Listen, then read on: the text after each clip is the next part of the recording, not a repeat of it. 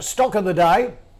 Thought we'd take a look at Bubs, reporting positive growth momentum at home and abroad with a near 50% increase in revenue on the previous corresponding quarter.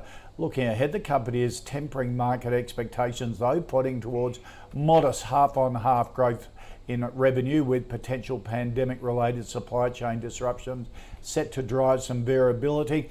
Share price taking a bit of a hit this morning, not alone, mind you, down about 5% on what is an ugly market. Rudi, Bubs, the infant formula, goat milk infant formula, has had a torrid time of it the last 2 years. Good revenue result. I like it where you show the fist. Torrid. Torrid would be the description. I think any good signs out of this update? No, I think it's a perfect day to have guests like Mathan and me today. Right. We don't have to talk about the risk too far. It's materializing, it's showing up. Yeah. I think in general terms, I think this is a market where you wanna pay attention to company size, cash flows, and predictability of what lies ahead. Right. Very small company, not profitable, no sustainable cash flows, and today a cautious warning for the 6 months ahead. A white ball around it, don't go anywhere near it in my view. Okay. The problem with companies like Bubs is that during the good times, which we had up until, let's call, November, December last year, they haven't made enough inroads on the operational side to to generate a lot of cash flow. And that's logical because they're very small in size. They are entering a very large market, and then up 50% in sales sounds impressive, but they come from nowhere, essentially. Right. Okay, all right. It rode the A2 milk coattails for a long time, didn't it? And unfortunately, when the market leader goes down the sink, the other ones have to pedal even harder. Yep. And we all know by now that the Chinese market has increasingly become more challenging. Yep. Also because of lockdowns, and also because apparently the Chinese brands are strengthening their grip on the domestic market. So this has become a little bit more difficult for the internationals. And last time I checked, Bubs is an international in China. Yeah. So it all sounds very impressive when you're a very small company and you're making your first inroads.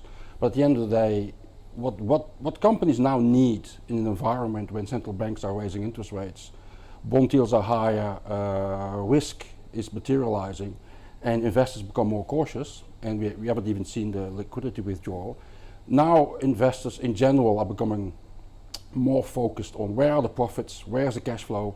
Yep. You're going to make real money. And the new beautiful is big. Yep. Yeah.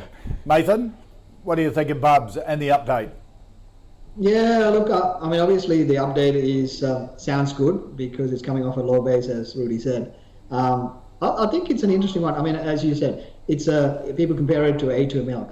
Now, A2 milk is struggling, so Bub's going to have a tough luck. The thing for me is the underlying play.